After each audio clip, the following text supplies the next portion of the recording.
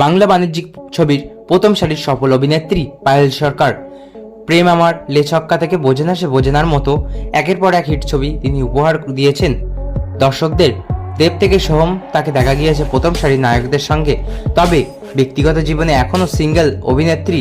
কিন্তু কেন, জানালেন অভিনেত্রী নিজেই। তার আগে বলে রেখে, আপনি যদি চ্যানেলে নতুন হয়ে থাকেন তাহলে অবশ্যই চ্যানেল সাবস্ক্রাইব করে পাশে থাকা বেল আইকনটি অবশ্যই প্রেস করে যাবেন। তো আসা যাক বিস্তারিত খবরে। সম্প্রতি মুক্তি পেয়েছে অভিনেত্রী আবার অরণ্যের দিনরাত্রি সিনেমা। সম্প্রতি দাদাগিরির মঞ্চে এই ছবির প্রমোশনে সিঙ্গেল জীবন নিয়ে খোলামেলা কথা বলেছেন পায়েল সরকার। জানান 42 বছর বয়সেও তার অবিবাহিত থাকার কারণ। পায়েলের সঙ্গে কখনো নাম জড়িয়েছে রাজ চক্রবর্তীর ও কখনো সৃজিত মুখোপাধ্যায়ের, তবে সেই সম্পর্ক কোনোটাই বিয়ে অবধি করায়নি। এ বিষয়ে দাদাগিরির মঞ্চে পায়েল জানান, অনেকেই আমাকে সিঙ্গেল কিনা সেটা জিজ্ঞাসা করে যে এখনো কেন সিঙ্গেল আছি। আসলে বাঙালি পরিবারে মেয়ের বাবারা অনেক পজিটিভ। পায়েলকে মাঝখানে থামিয়ে সৌরভ জানতে চান, তাহলে বলছে তুমি সিঙ্গেল বাবা মায়ের জন্য।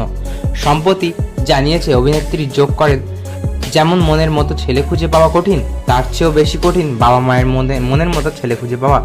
আমার কথা তো ছেড়ে দাও, বাবা মায়ের মনের মতো ছেলেও খুঁজে পাচ্ছি না। এরপরই সানার প্রসঙ্গ টানেন পায়েল।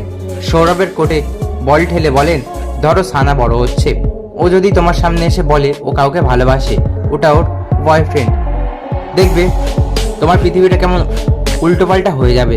জবাবে সৌরভ বলেন, সানা তাকে পাত্তা দেয় না। এরপরই জানিয়ে দেন সানার বয়ফ্রেন্ডকে 10টা প্রশ্ন করবেন তিনি, তবে তাকে নিয়ে কোনো আপত্তি থাকবে না, কারণ সানার প্রেমিক কোনোভাবেই দাদার জগৎটা বদলাতে পারবে না। তো বন্ধুরা, এই ছিল আজকের ভিডিও। আশা করি ভালো লাগলে অবশ্যই একটি লাইক করবেন এবং আপনার কি মতামত কমেন্ট বক্স অবশ্যই জানিয়ে যাবেন।